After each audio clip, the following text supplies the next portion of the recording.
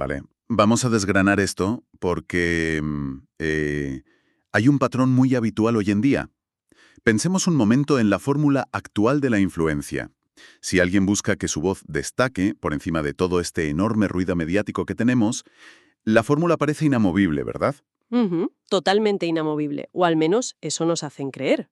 Claro, o sea, hay que conseguir un altavoz enorme, amasar millones de seguidores, alcanzar un cargo directivo, un puesto político, o bueno, directamente invertir un capital brutal en una campaña de relaciones públicas. Sí, una campaña de marketing puro y duro. Exacto. Es que asumimos, casi por pura inercia, que el poder se mide en alcance exterior. Es como si la influencia humana fuera simple y llanamente una cuestión de tener el megáfono más grande de la sala. Y fíjate que esa es una visión basada puramente en la ingeniería social y en las métricas.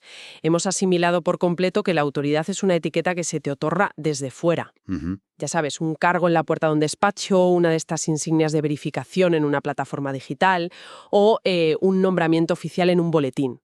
Y claro, la trampa de esta mentalidad es creer que sin esa validación institucional o algorítmica, pues las convicciones de una persona sencillamente no tienen peso, caen en saco roto. Ya. Y precisamente por eso el análisis a fondo que vamos a hacer hoy resulta tan rompedor. Bienvenidos a este análisis donde vamos a poner sobre la mesa unos documentos históricos que son, bueno, fascinantes. Están vinculados a la fecha del 29 de abril y se centran en la figura de Santa Catalina de Siena. Una figura impresionante, la verdad. Una pasada. Y ojo, porque nuestra misión aquí no es hacer el típico repaso biográfico tradicional o ponernos a leer la enciclopedia sobre el siglo XIV para aburrir a quienes nos escuchan. No, no. No, para nada. Nuestro objetivo es descifrar cómo esta mujer, sin absolutamente ningún tipo de cargo oficial, esconde una lección magistral sobre la diferencia abismal que existe entre el poder y la autoridad. Vamos a explorar cómo alguien que carecía de recursos logró alterar el curso de la historia. Y es que lo fascinante aquí es que no estamos ante un simple cuento medieval o una anécdota, sino ante un estudio de caso excepcional. Es un máster en comunicación estratégica, en psicología del liderazgo y en gestión de crisis, toda la vez. Totalmente. Porque Catalina de Siena representa una anomalía histórica espectacular. Es una anomalía que básicamente hace saltar por los aires todos nuestros esquemas preconcebidos sobre cómo fluye la influencia. Pero bueno, para entenderlo de verdad hay que visualizar la rigidez extrema de la época en la que ella vivió. Claro, a ver, pongamos en perspectiva quién era ella y qué consiguió, porque el contraste es vertiginoso. Hablamos de la Siena del siglo XIV. Ujú. Para empezar, no pertenecía a la nobleza, no formaba parte de la alta jerarquía eclesiástica y, de hecho, ni siquiera era una religiosa de clausura tradicional. No, era una laica consagrada, vivía en su casa. Exacto, vivía en su casa. No ostentó jamás en toda su vida ningún cargo político. Y a pesar de tener todo este, digamos, currículum en blanco en lo que a poder formal se refiere, las fuentes son contundentes. Influyó directamente en papas, en reyes, en gobernantes y en toda la estructura geopolítica de su época. Es que es muy fuerte, si lo piensas. Es una locura. O sea, para que la audiencia dimensione este nivel de asombro, imaginemos que hoy una persona totalmente ajena a los pasillos del poder, sin formación diplomática, sin el respaldo de una gran corporación y sin tener redes sociales, Cero seguidores. cero seguidores, sí, pues de repente esa persona comienza a enviar cartas a los líderes del G8 y estos cambian sus políticas globales basándose exclusivamente en sus palabras. Es que suena a ciencia ficción. Ya, suena a ciencia ficción hoy, pero en el siglo XIV, créeme, rozaba lo imposible. Claro. Las dinámicas de poder en la Edad Media estaban estructuradas con una rigidez que, bueno, hoy nos costaría muchísimo asimilar. El mundo operaba de forma estrictamente piramidal. Sí, la clásica pirámide inamovible. Eso es. Arriba del todo estaban el papado y las monarquías absolutas, luego tenías a la nobleza y al clero, y ya en la base, pues la inmensa mayoría de la población sin ninguna voz. El poder formal, el linaje, el cargo, eso lo dictaba todo. Y a eso hay que sumarle el hecho de ser mujer en esa época, Clemo. Exactamente. Sumemos que era mujer en una sociedad donde los roles de género limitaban la voz pública femenina casi de forma exclusiva a la realeza naturaleza o a ciertos ámbitos monásticos muy, muy concretos. Ujú. Así que el hecho de que sus consejos no solo fueran leídos en las altas esferas, sino que además fueran acatados, nos demuestra que el techo de cristal de su época no era de cristal, era de granito macizo. De granito, totalmente. Y de algún modo ella supo encontrar la fisura perfecta para atravesarlo. Pero aquí es donde tengo que hacer un poco de abogado del diablo y frenar un momento la historia. A ver, si ella no tenía el poder formal, sí, carecía de ese megáfono gigante del que hablábamos al principio, Ya. ¿por qué le hacían caso? Porque las instituciones de ese calibre no suelen abrirle la puerta a desconocidos, y muchísimo menos para pedirles consejo estratégico en temas de Estado. Para entender el cómo, creo que tenemos que zambullirnos en el cuándo. Sí, el contexto es clave aquí. El contexto histórico en el que operaba Catalina era un absoluto caos. Las fuentes nos relatan una época de suma dificultad, lo que se conoce históricamente como la crisis de Aviñón. Ujú. El papado, que era la institución más poderosa de Europa en ese momento, pues había abandonado Roma y se había instalado en Aviñón, en pleno territorio de influencia francesa. Un movimiento que, bueno, desató un terremoto geopolítico brutal en toda Europa. Totalmente, un terremoto tremendo. Imaginemos la pérdida de credibilidad que eso supone. Había unas tensiones políticas brutales, naciones enteras completamente divididas y una desconfianza generalizada hacia la institución. O sea, un clima irrespirable. Irrespirable, exacto. Y en medio de este escenario, donde todos intentaban salvar su propia cuota de poder, pues Catalina empieza a escribir cartas dirigidas a los altos mandos, incluyendo al mismísimo Papa. Cartas que las fuentes describen con una, y cito textualmente, claridad impresionante. Claridad impresionante, sí. Y resulta que su intervención fue determinante para que el papado finalmente regresara a Roma. Pero aquí insisto en mi escepticismo, ¿eh? A ver, cuando una estructura tan inmensa está en crisis y al borde del colapso, los líderes suelen volverse muchísimo más paranoicos, más herméticos. Se cierran en banda. Se encierran en sus búnkeres rodeados de asesores. Entonces, ¿por qué el líder de la institución más hermética de Europa le prestaría atención a los escritos de una ciudadana de Siena que no tenía ningún tipo de credencial oficial? Pues mira, esa resistencia que planteas es vital para entender cómo funciona la mecánica de la autoridad. De verdad. La respuesta reside en cómo se comporta la psicología del poder cuando entra en una fase de decadencia aguda. Vale, a ver, explícame eso. Pues durante el periodo de Aviñón, la corte papal se había convertido en un laberinto insoportable de burocracia, de intereses cruzados, lealtades compradas.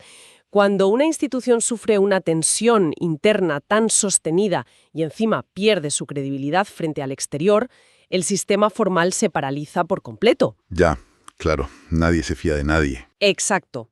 El líder, que en este caso era el Papa, sabe perfectamente que está rodeado de personas que tienen su propia agenda política. Cada cardenal, cada noble, cada consejero de la corte le dice exactamente lo que quiere oír o lo que beneficia a su propia facción. O sea que el cargo oficial, en lugar de generar confianza, de repente se convierte en un motivo directo de sospecha. Quien tiene un título tiene algo que proteger. Ahí le has dado, totalmente. El sistema se asfixia en su propia paranoia institucional y justo en ese vacío de confianza, en ese agujero negro, las cartas de Catalina irrumpen con una naturaleza que es completamente distinta. Ujú. Las fuentes hablan de esa claridad impresionante precisamente porque ella no formaba parte de ese juego de tronos medieval. No tenía absolutamente ningún estatus que proteger, no buscaba un ascenso en la corte, no dependía económicamente ni de la corte francesa ni de la italiana. Ya, iba por libre. Iba totalmente por libre. Al no tener poder formal, su palabra poseía un grado de libertad que resultaba inalcanzable para cualquier cortesano de la época. Cortaba todo ese ruido ambiente precisamente porque no formaba parte de ese ruido. Claro, no tenía mochila. Exacto. La escuchaban no a pesar de ser una forastera sin cargo, sino precisamente porque era una forastera sin cargo. Y aquí es donde la cosa se pone realmente interesante, ¿eh? Porque llegamos a la verdadera almendra del asunto, al mecanismo interno que hacía funcionar todo esto. Hemos analizado el impacto exterior de sus palabras, cómo ese contexto de crisis le abrió una ventana de oportunidad.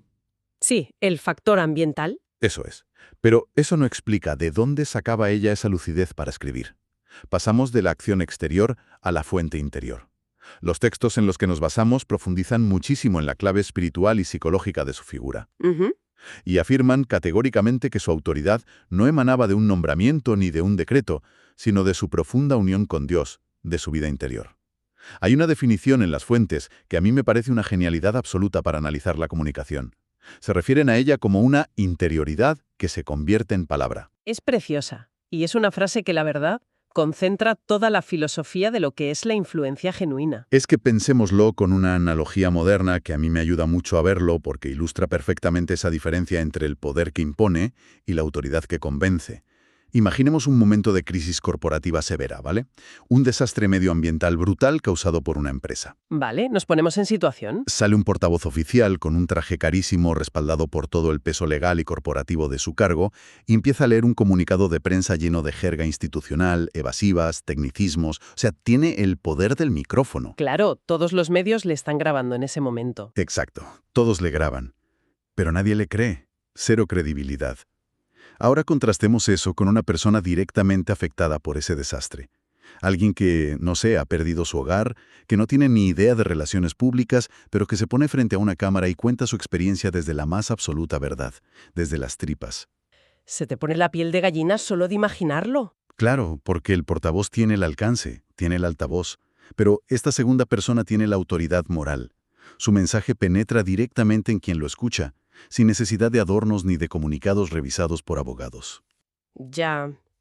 Si conectamos esto con el panorama general de lo que estamos analizando hoy, esa analogía capta a la perfección el mecanismo de Santa Catalina. De hecho, la propia palabra autoridad tiene una raíz etimológica que nos da la clave de todo esto. A ver. Viene del latín autoritas y esta, a su vez, viene del verbo augere, que significa hacer crecer, nutrir, dar cimientos sólidos a algo.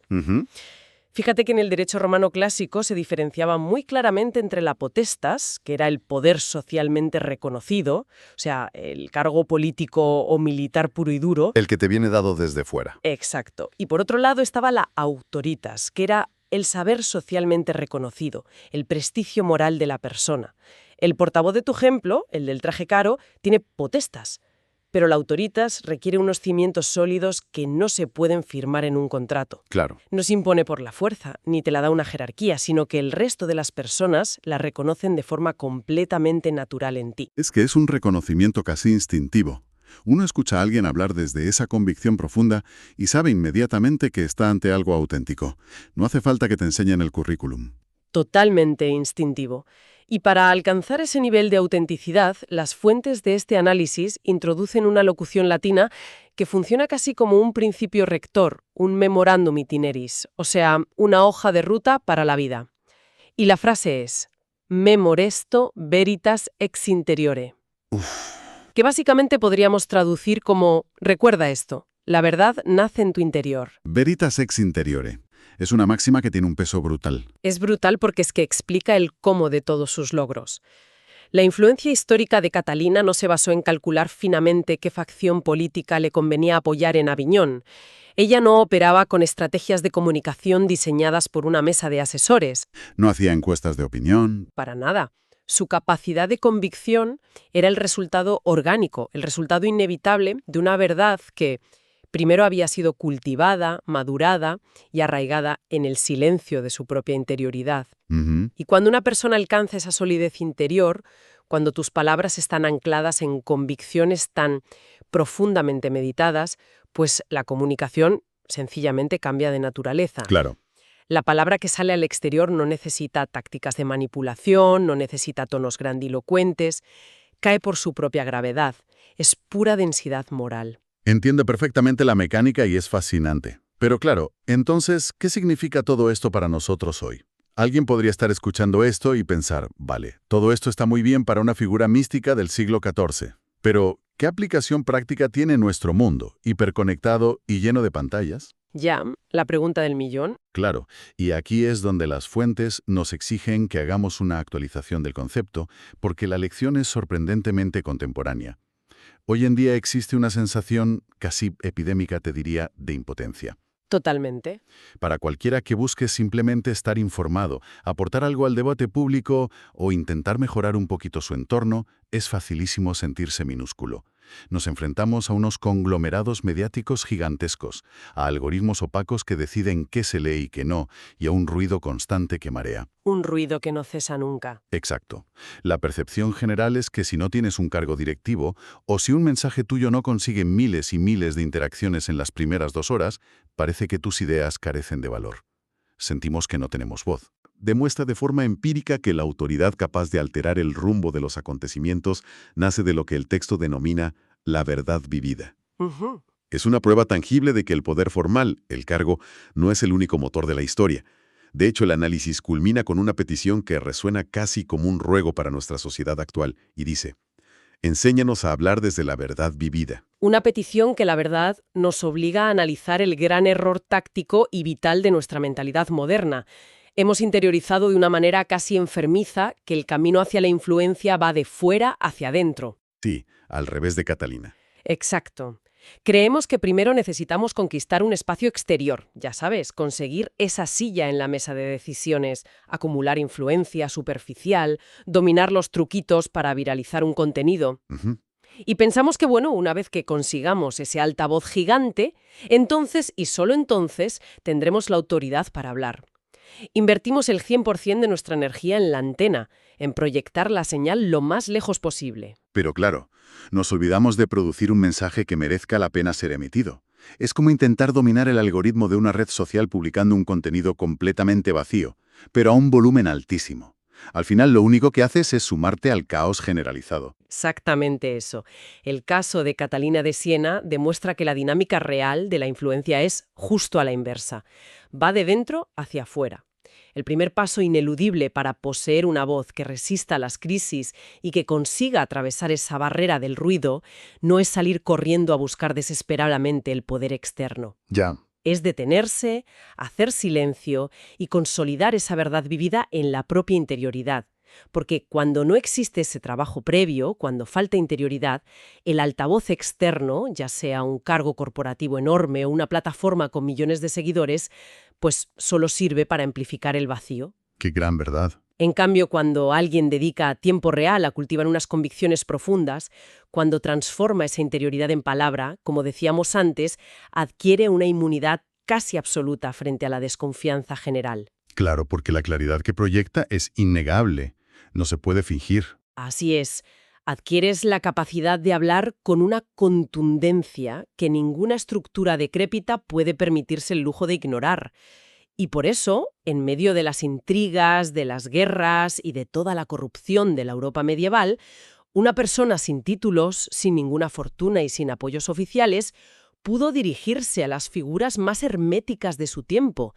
Y esos líderes no tuvieron más remedio que callarse y escucharla. Alucinante. Porque reconocieron en sus palabras esa autoritas genuina, esa gravedad moral que francamente a ellos les faltaba por completo. Es que es fascinante el recorrido que acabamos de hacer a partir de estos documentos. A ver, arrancamos examinando la asombrosa anomalía histórica que supone esta mujer en la ciudad de Siena del siglo XIV, alguien que literalmente desafió todas las leyes de la física del poder de su época. Ujú. Luego analizamos el marco político, comprendiendo cómo la crisis profunda del papado de Aviñón creó un vacío de confianza inmenso que paralizó a las instituciones y que hizo inútiles los canales oficiales de asesoramiento. Eso es. Y finalmente, hemos desgranado el núcleo de esta influencia, ese principio de veritas ex interiore, comprobando cómo una interioridad sólidamente trabajada acaba convirtiéndose en una palabra con tanta fuerza que no requiere ni de cargos ni de megáfonos para transformar la realidad. Y yo creo que este es el verdadero valor de analizar la historia desde esta perspectiva. No nos quedamos solo en la anécdota, que está muy bien, de que él logró el regreso del Papa a Roma. Lo que extraemos para nosotros hoy es una tecnología humana perdurable. Me gusta eso de tecnología humana. Y es que lo es.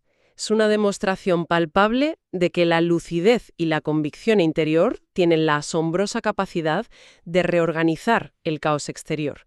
Nos deja una hoja de ruta, muy clara además, sobre cómo recuperar el valor de la palabra en tiempos de crisis.